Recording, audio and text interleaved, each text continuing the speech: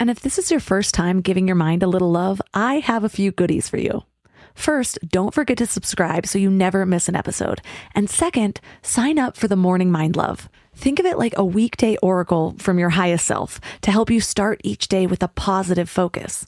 Plus, you'll get 2 gifts absolutely free: a 30-minute binaural meditation and 30 days of journaling prompts to help you remember who you truly are. So join over 9,000 people and go to mindlove.com to sign up. Welcome to Mind Love, episode 252. Today's episode is all about drinking yourself to your own personal hell. For me, just being open and honest and transparent and having the conversations to demystify alcohol and also portray it as what it really is, which is not a good character in anybody's story. You know, there's nobody that has looked back on their life and thought, oh, wow, that bender in New Orleans, what a moment. You know, that's my highlight. Turn up your frequency with Mind Love. Bite-sized brain hacks for seekers, dreamers, and doers. It's time to give your mind a little love with your host, Melissa Monti.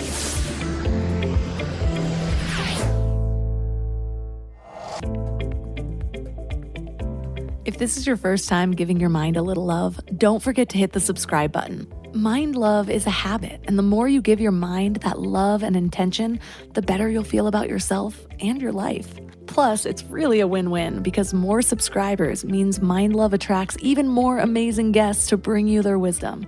So don't forget to subscribe. Today, I'm excited to share a review from CaliGirl123 who says, "Just incredible. She's amazing. She has lifted my spirits and makes my daily struggle not a struggle. She gives me hope and always makes me feel empowered and ready to take on my day." Thank you so much. I'm sending you so much love.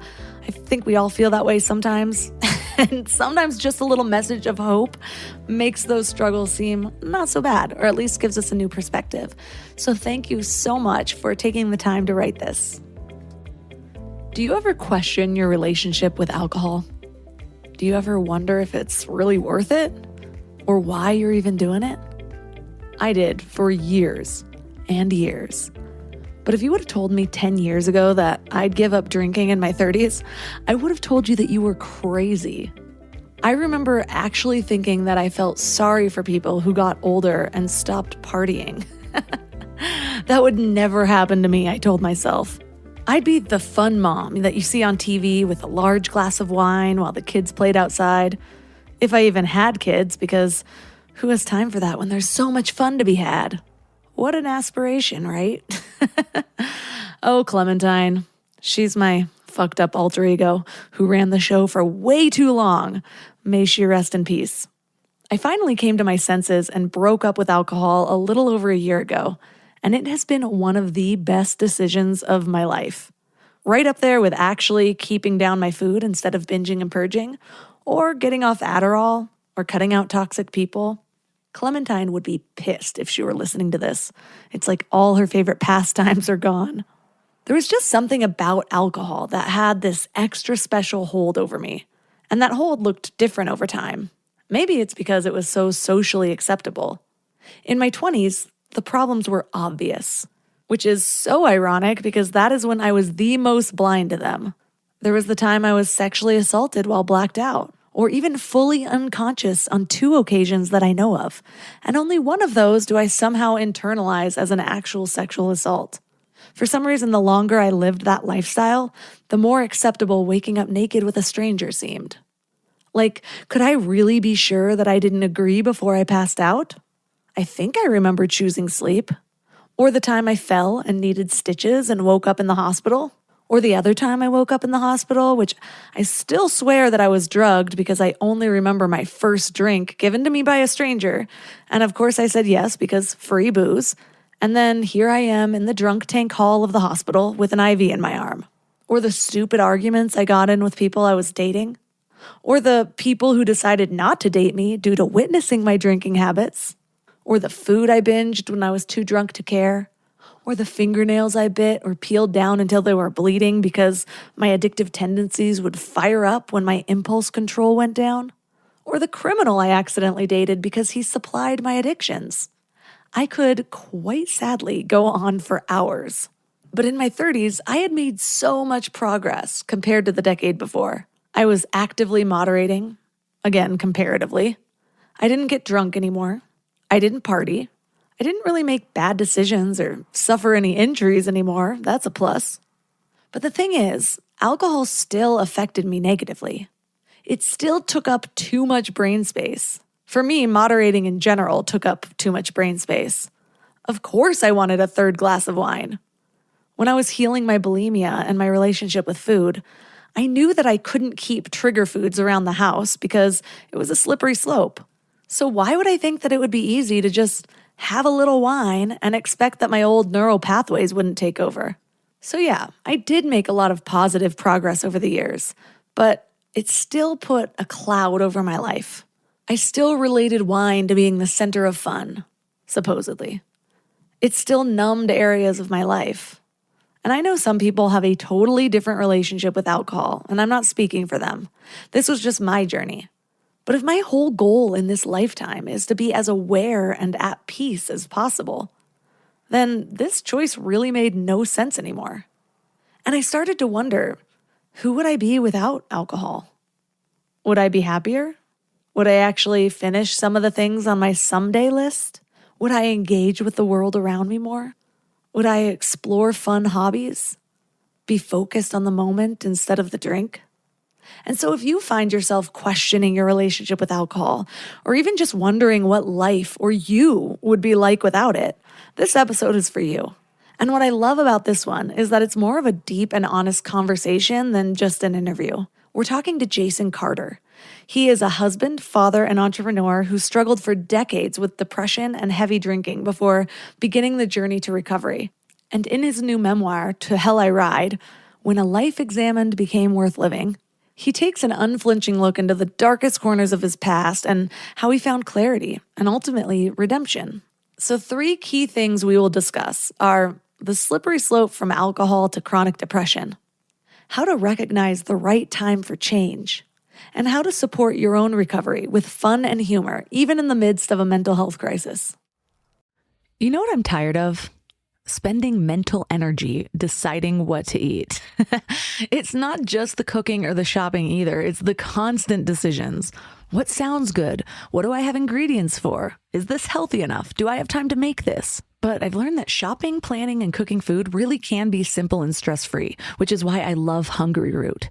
Hungry Root takes the stress out of mealtime by filling your cart with personalized picks and planning your week of meals, getting smarter with every order. With over 15,000 recipes to choose from each week, many ready in just 15 minutes or less, it fits into actual life. And their smart cart technology learns what I actually like and recommends groceries, recipes, and supplements tailored to my tastes. It's kind of like having a personal shopper who actually knows me. No more random ingredients that I'll never use. And they screen out over 200 additives and only source high-quality ingredients. The decision fatigue I used to have around food is just gone, and that energy goes to things that actually matter now. So take advantage of this exclusive offer. For a limited time, get 40% off your first box, plus get a free item in every box for life. Go to hungryroot.com/mindlove and use code MINDLOVE.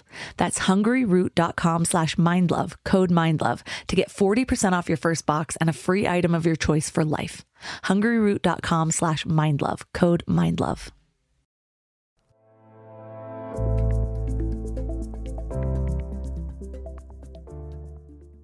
And now let's welcome Jason Carter to the show. Thank you for having me. I'm really honored. I've been listening to episodes of the show and really get a lot out of it. And, to be a guest is really a privilege and an honor. And I hope to serve you and your listeners with something of value today. Well, give us a little synopsis of your story so I can slowly peel away the layers until you don't want to talk about it anymore.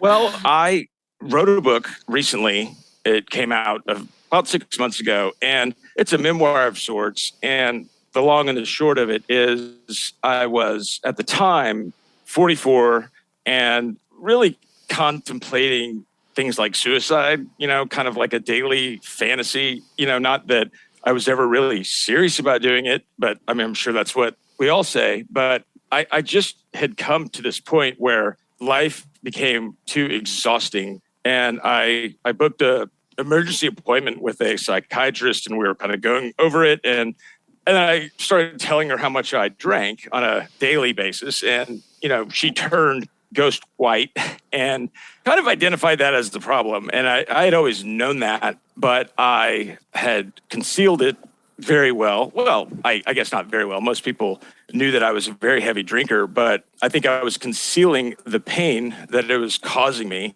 And I went up to Telluride, Colorado on a ski trip with my family. And this was about a week after I was told, you really got to stop drinking, something I'd always known.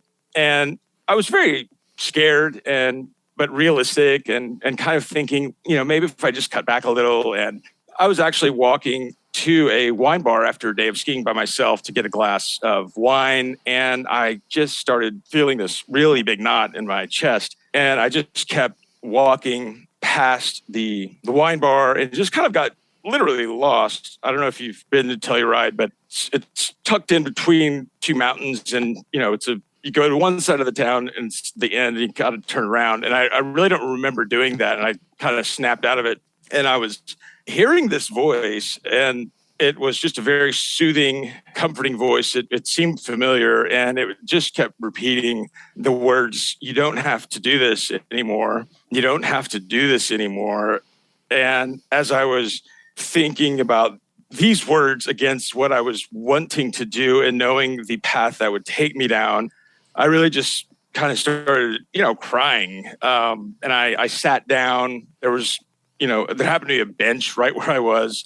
And I'm sitting there, and I just have this weight lifted off my shoulders. And I'd never felt so alive and light. And I knew right then and there that I just would never have a drink again. And I just was speechless and kind of crying, and finally got up and walked away. And then I kind of turned around just to look at the bench, and I wanted to get a snapshot of this place. And I don't know what the zoning laws are in Telluride, but in the middle of this neighborhood, one of the houses had been converted into a First Presbyterian Church of Telluride. And that was just kind of the, punch in the face, so to speak, where I knew without a doubt in my heart that God was talking to me and just basically saying, I'm going to take this away from you. You don't have to do this anymore. And it was said in such a way that made so much sense. And, that was almost 7 years ago. And under any circumstance, whether it's traveling alone on business or a weekend with the boys, I can't imagine myself ever having another drink again. And after about a year, I decided I really had a hard time telling a story. I wasn't telling it because I don't see myself as somebody that's going to go around and go, well, listen to my miracle. So I wrote a book about it. And, the book kind of covers my life in a kind of ghost of Christmas past, because I was trying to understand, how did alcohol become the king of me, because, by most measures, I'm a pretty good dude. I was an athlete, pretty good grades, went to college, married, job, the real normal kind of life. But alcohol became the main character who I was serving. And it just got to the point where that was exhausting me, to the point where I wanted to end my life. And then a ski trip to Telluride changed it all. And so that's what the book's about. It leads up to that moment. And my hope was, I know I'm not that unique. So I know there's a lot of people out there similar to me that might be struggling with alcohol. And, maybe they're too hard on themselves. And I just went back and looked at the game tape of my life to understand it, not flog myself, and why did I do that? But really to understand it. And to me, it's like a blueprint. If anybody wants to do a deep dive of self-evaluation, it's a template of sorts. And then, maybe they can come to their own conclusions. That's not the specific ask of any reader. It's really written to be enjoyed as a story. And that's what the book is about. And, that's why I'm lucky to be on shows like this and talk about it. So how much were you drinking at your peak?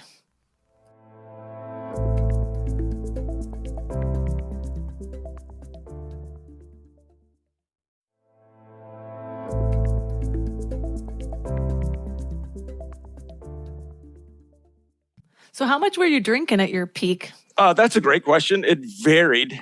I had a full-time job, so there was definitely a flow to the week. I was never, I'm sure, how can you believe an alcoholic? But I wasn't drinking like at lunch and before work, but my week would, I'd go to work and do this and that. And then by, Monday or Tuesday, it was a couple glasses of wine with dinner. And Wednesday, it was a cocktail at the bar, and then 3 glasses of wine with dinner. By Thursday, 3 cocktails, 2 bottles of wine. It just kept building and building and building until, Saturday was just a disaster. And, Sunday was all about just, oh my God, I hate my life. And, you're just trying to get over that. And then by Monday afternoon, you're kind of looking out and going, oh, everything seems to be okay. So I'll just rinse and repeat. It was, the amounts matter, but there was such a tolerance that I had. So it was quite a bit, I was drinking for a specific reason, and it was to get, to a certain point where I did not feel any pain. And most importantly, that my inner voice is just a very, particularly cruel person, kind of like thinking in a good way. It reminds me of like the great Santini, if he was like Dennis Miller, just always second guessing me. And I was just trying to mute that out so I could go on with my life. And of course, once that voice was muted out, I was usually incapacitated and unable to really do anything, much less, things that are going to be positive and change my life. Yeah, I feel you. I went through really big binge drinking phases. And then eventually I was trying to moderate, and I would in comparison. And I think that's what held me was I drank at the end of my drinking. I was drinking so much less than I was before, but it was still like 2 to 3 glasses a night, and it was still affecting my mental health. And it started to feel like this cycle where I would be waiting for wine o'clock, and then I'd and then you'd think like, oh, I'll have a glass of wine while I do yoga, or I'll stretch, or I'll make dinner. But then it ends up being just like wanting to sit and drink the glass of wine and maybe watching too much TV. And it was just like the whole last half of my day, the last few hours of my day were just a waste. And I remember feeling hopeless. Like, this is just a cycle that is going to keep going for my whole life. Yeah, we called it the whiskey horizon. And, it would, like, for instance, if it's, 3 o'clock on a Wednesday and you're in a meeting and you're just, still a little hungover from the night before, and you're just as tired as you ever can imagine, and you want this thing to wrap up. And then you're, oh, wait, it's almost 5 o'clock. And you just get this giddy excitement, knowing that carrot is waiting for you, and you can plow through your day. And, I don't think that's good in any language or country, if that is your reward. Especially, I know a lot of people that are very responsible drinkers and they can have that champagne. And I just, my cellular structure just wasn't wired that way. I'm just kind of more of an extremist in a lot of things. And certainly, in drinking and the moderation thing, I tried that maybe 100 times and it never worked, because that's not what I wanted. I didn't want, the buzz of 2 beers. I wanted to drink 9 beers and then maybe get a shot of tequila. And then who knows, maybe a glass of wine, because there was a very specific reason why I was drinking the way I did. So you said in your book that as you were driving from Texas to Telluride, you were searching for clarity. But in that mindset of still being in that vicious cycle of drinking, what were you hoping to get with the clarity? Was it just the open road and lots of time to think? What were you wishing for? Yeah, so great question. And I had no idea. So that was 6 days after I met with a psychiatrist. And so I hadn't had a drink in 6 whopping days. What a hero. And I was just in I knew she was right. I certainly, my friends and my wife and various other people over the years were telling me, you probably should stop, or shaming me into thinking I should. But she was the first one that, I guess, a real medical doctor, looked at me eye to eye and just kind of like I was an idiot, like, you really need to stop drinking. And so I just kept chewing on that. And, when you're on the road, especially in today's world with technology everywhere, every spare minute is filled with a scroll or, a text that you don't need to send or read. And it was just a kind of a good moment for me to really spin. And I guess looking back on it now, I think that I didn't know what I was looking for. And I just kept grinding over the events of my life to the point where I was exhausted from thinking and finally maybe just open to whatever the universe was going to suggest to me. And, years after the fact, I've read books about monks and whatnot, and how, even those guys have a hard time slowing the mind down enough to really hit enlightenment. And they're living in a cave and listening to bells all day. And so I think that was as close as I'll ever get to just having my mind just say, look, stop thinking, just, you're done, and go on a walk. And that's where, lo and behold, I finally heard, the answer, and probably that one that's been being yelled at me ever since I was like in 8th grade, but I was just finally ready to listen. I feel like those of us who have the tendency to reach for something or to numb, we have the hardest time listening to that voice because we don't leave space for it. We're always filling the void with something. And I will say that I mentioned that I got to a point where I was moderating. Like, I was moderating by a lot of people's standards. What I couldn't moderate, or what I was having a harder time moderating, was having like one night a week where I would drink. I could do that, but it wasn't fun for me. It was like I was just waiting for that one night versus, right. But then I could have one glass of wine. I would prefer at least 2, but still, 2 glasses of wine. If you would have told me that in my 20s, I would have been like, no big deal. She doesn't have a problem. Right. But what I learned is I thought that if I got there to the 1 or 2 glasses of wine a day and taking a few nights off here and there, that would feel like a healthy moderation. What I didn't expect was that even just that amount, even just one night or 1 glass per night, I had this like dark cloud over everything. It was like I was less excited about life, and I wasn't able to see that until I gave it up for at least a couple of weeks. And then all of a sudden I'm like, oh my God, I don't feel like I'm like chained to this thing anymore, if that makes sense. No, I totally get that. And I believe there's a lot of good things about booze. And I don't go around, everybody should stop. But I think that certain people get to a point where they know it's not good for them. Even the 1 or 2 glasses, because that's all you're thinking about most of the day. And so I think this is a more of a Wayne Dyer thing. And I'm paraphrasing totally, but it's, the when the mind and your actions are not congruent, it just, like, I know drinking's bad. I believe it's bad for me. But here I am drinking. Even if it's 1 glass of wine, then you're eroding the ability to even trust yourself, because you're doing something that you've already admitted to yourself is not good for you or your future or your goals or whatever you're trying to manifest. And I think it just chips away. So it doesn't, certainly, I don't think it really matters if it's, 2 glasses or 2 bottles. If it's getting in your way, if it's taking all of your attention, then it's probably not good for you.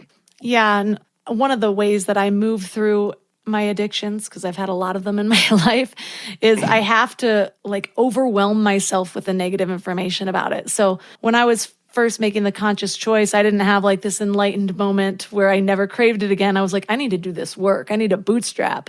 And I started reading all the quit lit books, as they call them, like all the literature on quitting.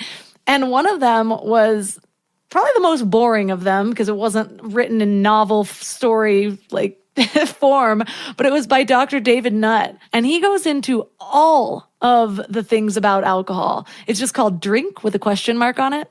And ironically, this dude owns a wine bar, but he only drinks like a couple of times a year because he knows the information. And even drinking 1 glass a week increases your risk of like 9 different cancers. It's insane. Yeah. And so I am at the point where my personal belief is it's not good for anybody. And yeah, they can have a relationship that's much different than mine, but it's not good for them. And I don't think that I think that people think there's amazing things about booze, but I think in any case where something is a crutch, it needs to be a very temporary thing. Because I have a friend who always talks about how, alcohol is just great. Like there's something about the social aspect, and I see where she's coming from. I've had a lot of good times on alcohol, but it's ironic to me that this same person, it's been a couple years that we've been talking about this, because it was a couple years that I was talking about giving up drinking.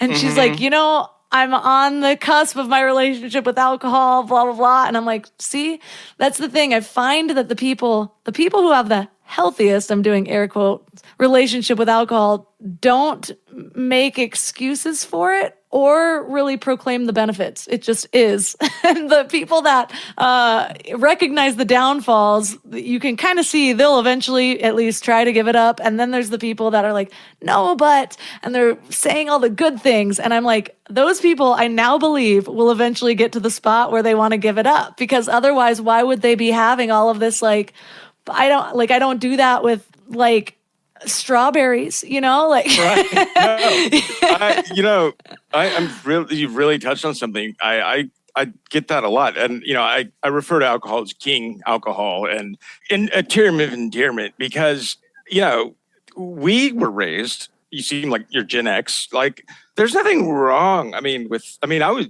crack. That's bad. That's the thing you can't do. But booze was like everywhere. It was portrayed in movies.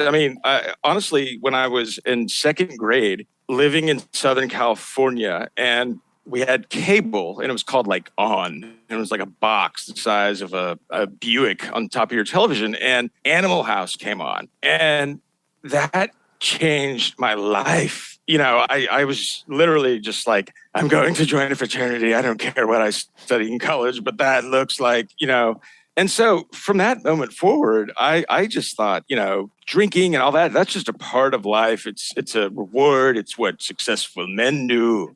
And anytime now, I don't get in arguments or debates. I'm not interested in that, but it's very interesting talking to my kids because I'm just, I've got an eye on it, and I've talked to them openly. And one of the things I came to conclude with one of my sons, we were down at the coast, the Texas coast, not the California coast. There's a big difference. And the whole weekend, he and his buddies you could just tell they were like scheming, like, how are we going to get someone to buy us beer? Where are we going to hide the beer? When are we going to drink the beer? And on the way home, I just said, there's really no reason to grow up fast. Trust me, being a kid is great. And when you find yourself planning every aspect of your day around alcohol, it's something I want you to just recognize when that happens. I'm not saying it's a problem or not. I was in high school. That's all we ever did was like, how are we going to get a keg? And what field can we drink it in? And so I think that for me, just being open and honest and transparent and having the conversations to demystify alcohol and also portray it as what it really is, which is not a good character in anybody's story. There's nobody that has looked back on their life and thought, oh, wow, that bender in New Orleans, what a moment. That's my highlight. And, they're like, stained with hurricanes and whatnot. And what's interesting, you write the book, and I guess in today's day and age, that means you have to be an influencer and start saying pithy things on Instagram. And I don't feel very comfortable because I don't want to, I can't tell anybody else how to live their life. And, but I think I've come to the point is like, if you just kind of turn the focus in on the ones that you know and really love and care about, and have meaningful conversations, not only about alcohol, but everything. That's where I've gained the most, at least in my personal life. I haven't given a TED talk or anything. And sometimes I think about that, but I just want people in my book, you mentioned Quit Lit. I read a lot of stuff and before I wrote my own book, and where I was trying to separate it from that was, I'm not going to look back on my life with shame, but more curiosity. And also, I'm not going to flog myself, because what's the point? I mean, it happened and I didn't do anything, truly awful. And I think that if people can just start going back and looking at some of the other moments in our life where alcohol has brought, shame or pain, and not just keep brushing it under the rug, they might be able to make some sense out of it and move forward, if they're even concerned about that.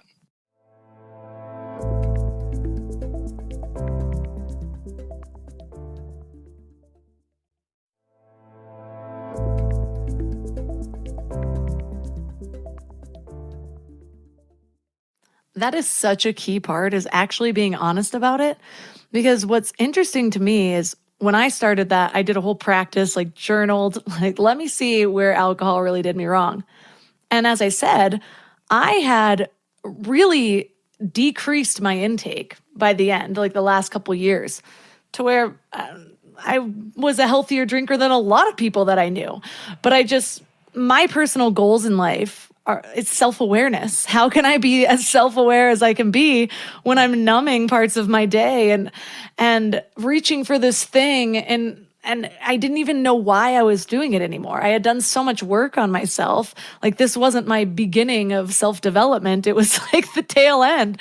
Yeah. I mean, well, I guess I'm still in the middle. Oh, and by the way, thank you for calling me a Gen Xer. I'm an elder millennial. I'm almost 40. So I'll just take that as a compliment and move on. But when I started journaling the things, all the things were actually... most of the things. There were still things like, I want to be present for my son. I don't want him to see this every single day and it be so normalized that that's just what is his default patterning. But the real bad things were like my 20s and even a couple of years, like maybe the first year of my 30s. Horrible things happened. I mean, that's when I was sexually assaulted, was drinking.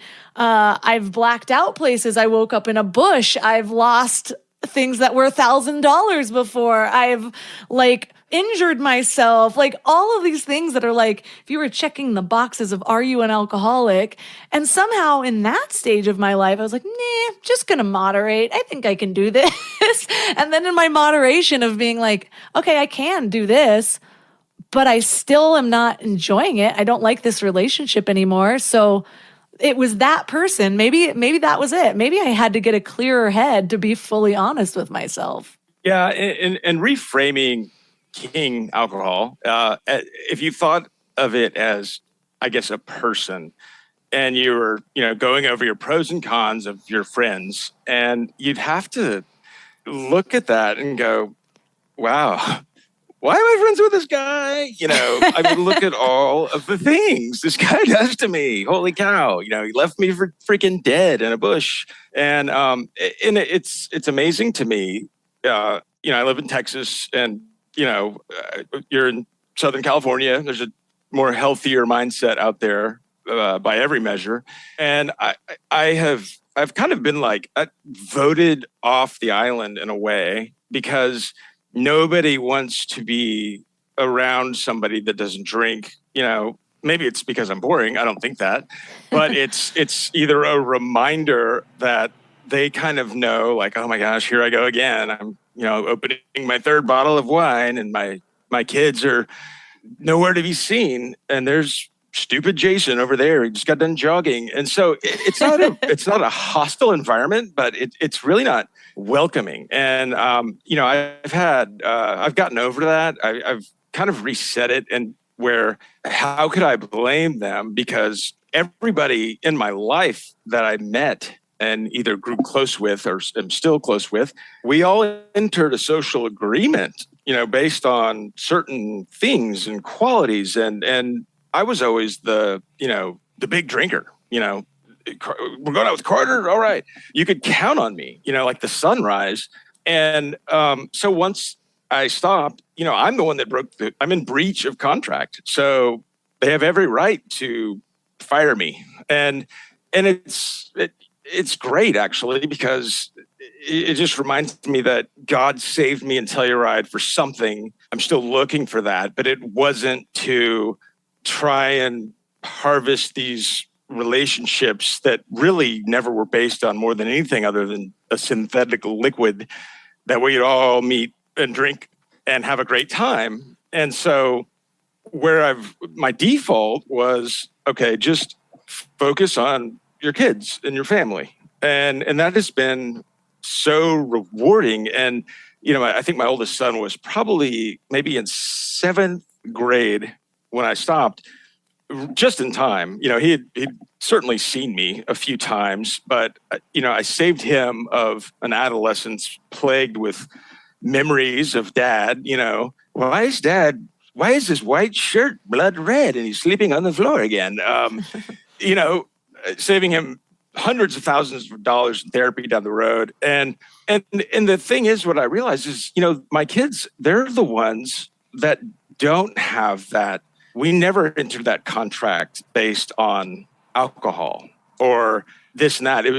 We entered this contract because I gave birth. My wife and I created you, and this is the thing that I need to give my very best to. And that's the thing about drinking. Even if it's 2 glasses of wine, scientifically, you're on a different playing field than your children. And so you might think you're giving your best, but you're just not. And at some point, people have that realization. And then when they continue doing what they're doing, even though they know it's wrong or they're not giving their best, I don't know anybody that could have that realization and not start kind of hating themselves, which can backfire and maybe even lead to, I think I'm just going to drink more then. Screw it. Certainly that was the case for me. But it was really just focusing on the kids and developing that relationship and finding so much beauty and magic, joy, and just never even, the only time I ever think about drinking is like playing what if scenarios. Like recently I went to New York alone on like a quick business trip. And, I've been to New York before as a drinker, and there's no greater place on earth to just get plastered. It's acceptable everywhere. And I was like looking around, and I was walking by, I think 54th or 52nd, but by the 21 Club, which I had been to a few times and, martinied up all day long. And I was walking by and just going, I am so glad that I'm not in there right now. My God, there was no, I missed that. And then I, went on a jog around the park and you start realizing it's like, this is kind of what normal people do. You watch episodes of Seinfeld and, they weren't getting drunk every day. Kramer wasn't the wino. I know it's TV, but, it just started kind of showing me like the way I thought life was supposed to be and rewarded. It's wrong for me. And it's good for me to always look at those moments and recognize and I guess what do you compare, like what would the old me be doing now compared to this version of me? And it's kind of fun, plane travel. Oh my God. Anyway. Yeah, actually arriving to your destination and like feeling clear-headed, like you don't need a nap. Yeah. Or to be escorted off the plane and met by the local authorities. Now, not that has ever happened, but I mean, it could have, if I didn't, sweet talk my way out of it. But it's just, you just get to a point where, and I think the other challenge is when you have all this, not only the time back, as you said, if you just start drinking at 5, even if it's 2 glasses, you've kind of veered off course or changed direction, and you really can't do anything that's going to lead to something meaningful if that's what you're trying to do. And so when you get all this time back, it's a struggle to fill that time. And so you really have to almost pretend you're a child again and go outside and start planting stuff. And, it's, and it could be the thing that sends a lot of people running back to the bar, but it also can be something that is very exciting, if not a little isolating, but I just don't know how else to do it. So. Yeah, I have like 9 things I want to touch on from what you just said, because there's so much good in there. And the first thing is with friends, I was in such a unique position, and I really wonder if what this happened because I was visualizing so much. So this was a time in my life, like I had started Mind Love and I was still drinking in what most of my friends would consider a very healthy way. But I was doing so much reflecting because I would write like gratitude in the morning and the evening. And it was like the way that I was actually launching my goals. And I kept visualizing who I wanted to be. And a lot of that visualization and writing down all of the specifics and doing all of the mindfulness techniques, I wonder if this is the reason why most of my drinking friends fell away before I stopped drinking. And so there were like two friends that I had had for a long time that were kind of turning toxic. I finally let those go. For some reason, all the new friends I was making didn't drink. And at this point in my life, I was like, man, I just wish I had somebody to go have a wine night with. Like, this is the one reason I miss this past friend. And so I ended up in a position where most of my friends did not drink. And then I moved. And so I didn't have to deal with like, oh, all my friends are going out drinking. Yeah, of course I had a couple, but they weren't huge drinkers like I was and my friends were before. And so it was like I did this circle shift beforehand. But I really do attribute it to maybe the reason that I was making these subconscious and sometimes conscious decisions was because I got really specific on the person I wanted to be and what my days looked like. And I wasn't including alcohol in my high vibrational like meditation journaling sessions, And so that was one thing. And then the next thing, what finally got me though, was I obviously didn't drink while I was pregnant. I had a few glasses of wine here and there. But then when I had my son, I remember feeling like, wow, I feel like my relationship with alcohol is naturally solved. I don't crave it right now because it had been so long since I had been drinking regularly. And mind you, before I got pregnant, I was already I think 60 days sober. Like I had given up drinking to try to do 100 days. And then I got pregnant. And then for some reason, the goal didn't feel fun anymore because I was like, no one's going to credit this. It's all about the baby now. Yeah. And so then I kind of slowly would have like a half of a drink here and there. And I was like, wow, how nice it is to be unchained from this. And then one day I woke up and realized, what a slippery slope. That took like a month and a half, but I am back to wanting a glass of wine every single night.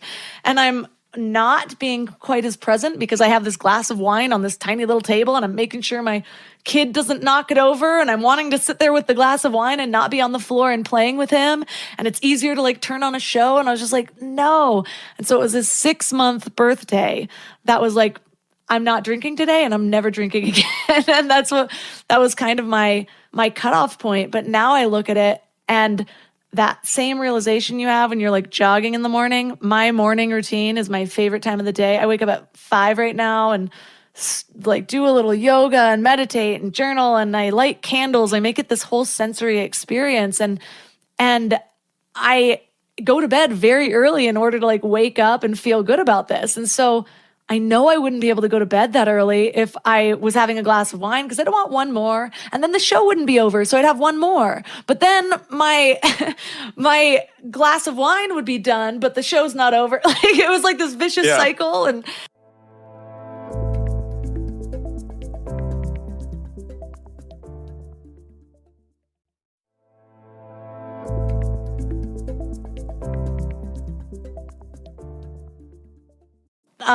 maybe I'll have one more glass just until the show's over. Yes. It really is when you are doing or we're doing things that were very intentional. And in my mind, even in my 20s, and I kind of grew up in Southern California, so I've always had I know what healthy looks like. And for some reason, it's like a vegan yoga master. That's who is somewhere deep inside of me. But no, I just gave up veganism because it ruined my gut. So just drop that adjective. Trust me. I know I'm not either of those things.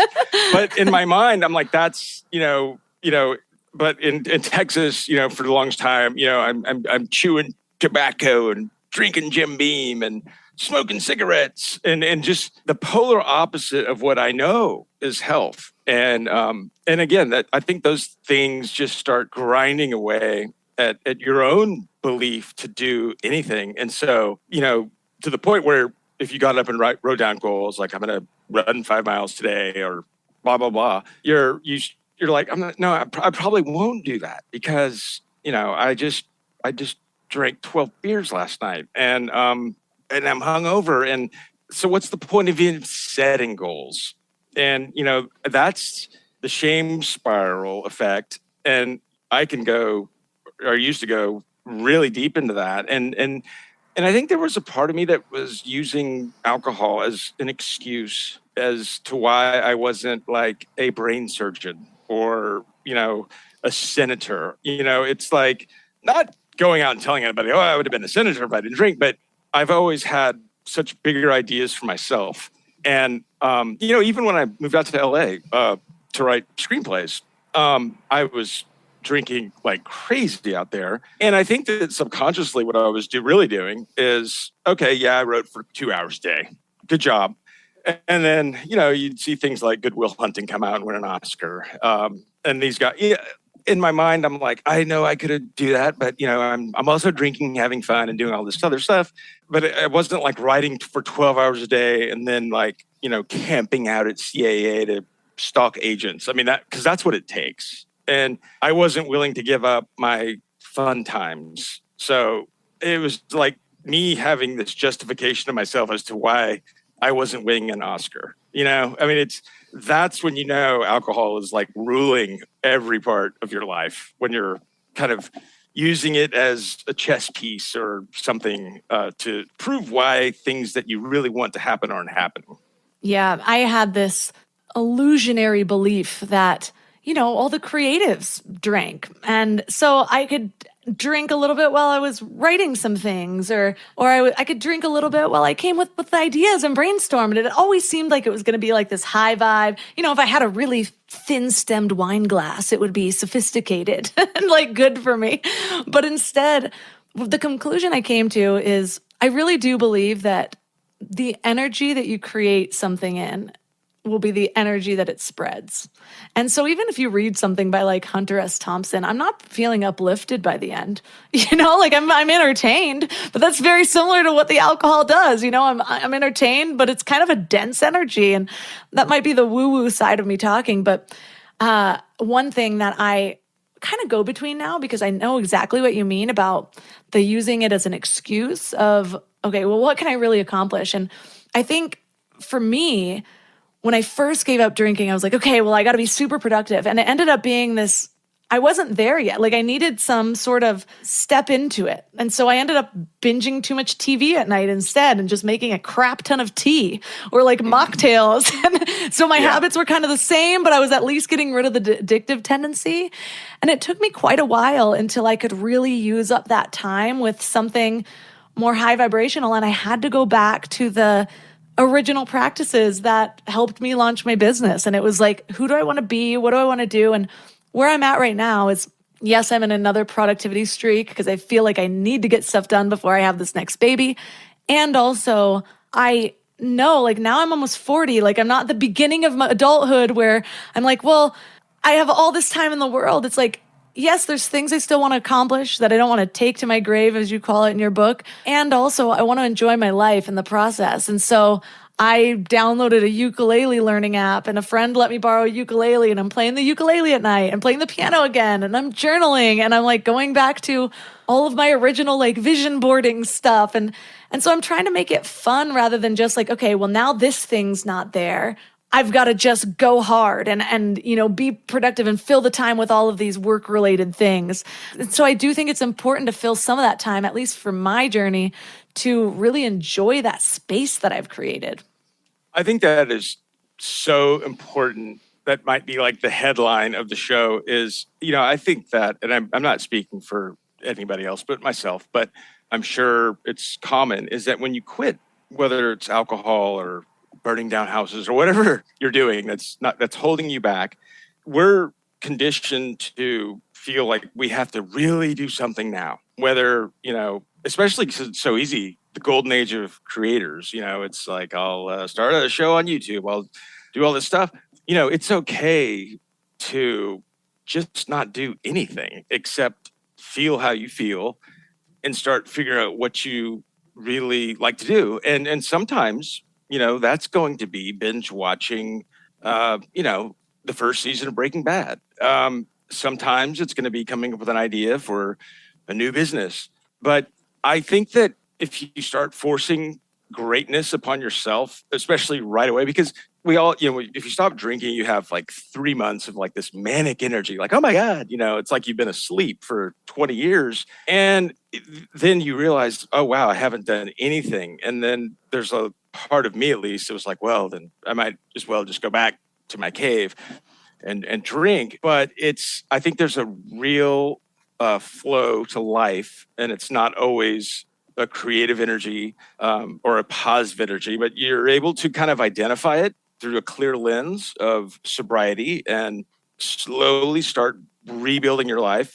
My favorite things to do right now, I love night gardening, a little headlamp on, and you can really see the plants and clip what you're supposed to clip, and it's not 100 degrees out.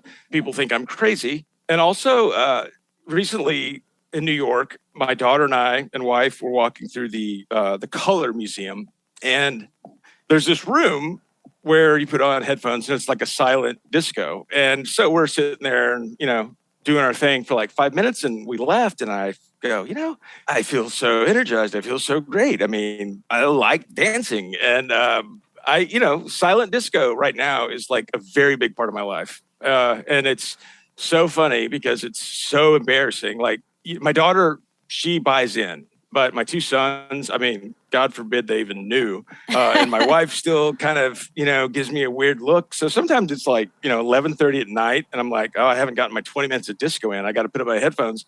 And I'm like sometimes worried that somebody's like looking in the window of our house or something. And it's challenging to just be the truest version of yourself, because I don't know, a lot of people are going to reject that, and nobody likes to be rejected. I don't care who you are. We're all sensitive at some point. And, maybe I need to start like a silent disco club, but I've gotten to the point where I just enjoy the benefits of it. I don't care if anybody really sees, not that I go to the gym and start doing it, but it makes me feel good. And, the scientist part of me is like, it burns just as many calories as jogging. I can tell by my watch, and it's getting me limber, which will help my golf game. And, the ultimate goal is for me to be doing the backspin at my daughter's wedding. So it lines up that way as well. And I just don't feel a need to like post on social, like the benefits of silent disco. I love that there's so many people that are helpful just around the sobriety thing, but it's almost like it's become kind of, I don't know, I don't like the word toxic, but it's like, does anybody really know?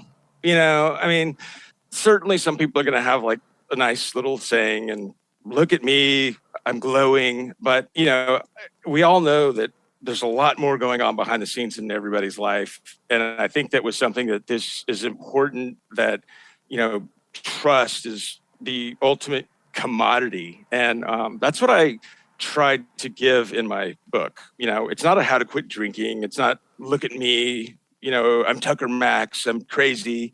It's more of just a guy who's been humbled, going through a pretty cool little life that was, peaks and valleys. And the role of alcohol started playing a bigger and bigger role. And I have a feeling that's the same kind of hero's journey that everybody is on, if alcohol happens to be the one co-star. Yeah, I will say that I've only posted a couple things about, like, I did my 100 days or whatever, and I actually posted a slideshow of, there's this trend going on Instagram where it's got like the Teenage Dirtbag song, and it's like, shows you now, and then all of a sudden it's like all of your crap photos. And I have so many party photos because I was just such a party girl, and people were like, oh my gosh, you talked about being a party girl on your show, and I could not visualize it until now. These photos are hilarious. But I get so many people that reach out about the alcohol stuff, because so many more people than we actually observe have a complicated relationship with it. They might still be ordering and whatever, but there's a small voice in a lot of people's minds that like, maybe this isn't good for me, or how long am I going to keep doing this, or whatever it is. And I am, for some reason, blessed with a personality where I just don't get embarrassed about most things. Like, I don't care what people see anymore. I think it's because I held shame for a really long time, and now I refuse to hold any of it. But with stuff like the silent disco stuff or just being crazy, like, one of the biggest benefits I see to that is when I'm out there doing something insane just because it feels good, it can look like from the outside a bunch of people around me giving me a side eye like, what the hell is she doing? But you give people permission to live into their own authenticity, because so many of them are thinking like, gosh, I wish I could just, she looks stupid out there, but I wish I had the balls to go look stupid with this other thing that means a lot to me, or this that I don't do in public, or this way that I hold myself back. And so I love that you do the silent discos and don't care, because especially for your kids, even though at this age they might be like, that is so lame, Dad, one day that little trait is going to rub off on them. And so thank you so much for sharing such an in-depth look into your story and how you got here. So for listeners that are interested in finding your book, where's the best place to connect with you and find that? I spend all day on Instagram. That's kind of where I have posting content. And I'm certainly, I want to be clear, I'm not taking away, I content up. I think, like I said, the golden age of creators. I just think when it's something very delicate, it seems trivialized in a way. And that's where I put stuff about the book or thoughts, and not yet videos of me doing silent disco. Could be coming soon, but that's the best place. The book is on Amazon, of course. It's in a few select independent bookstores in and around Texas and Colorado. But I mean, Amazon's the best. I mean, I miss the days of Barnes and Noble and going in there and nosing through books. I spent many a good hour inside a Barnes and Noble, but they don't exist anymore. There's like 3, I think. And so I think my mom's the only one that's like, oh, when can I find it at Barnes and Noble? And I'm like, Mom, you literally can get it tomorrow by ordering on Amazon. So that's where the best place to find a book.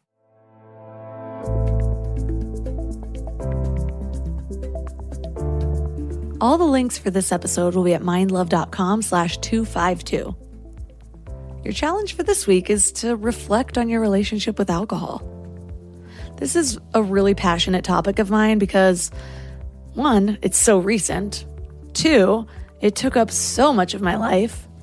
3, it was one of the hugest mindset shifts that I've ever had. I explained in the beginning how tied to alcohol I was, how much it was tied to fun and socializing and Sunday afternoon even, or after work relaxation, or doing a puzzle, or watching a show. Jeez. It's funny how when you reflect back, when you can actually be honest with yourself because you're not trying to hide anymore, how the habits really come to light, how the real effects are hard to ignore. I made excuses for it for years, as I said, and I still could. And it seems like often when I tell people about giving up alcohol, they like to respond with their own defenses of it, which is just funny because you would never really do that if somebody came up to you and said, yeah, I finally realized I had to give up Coke. It was negatively affecting my life. You wouldn't really hear somebody say, yeah, but the thing about Coke is just so good for open and honest conversation, and you just don't really get tired on it, so you can keep drinking. And but when you tell people about giving up alcohol, so often, it's like you can hear the inside of their mind. And you know it's all of their excuses. And I'm not saying all of those people have a problem, but I will say that my first thought when people do come to the defenses of alcohol immediately after me telling them I'm giving it up or I gave it up, I wonder if they're questioning it themselves. Otherwise, why would these excuses be so top of mind? The people I know with really healthy relationships with alcohol, the kind that will have a drink once a week or once a month.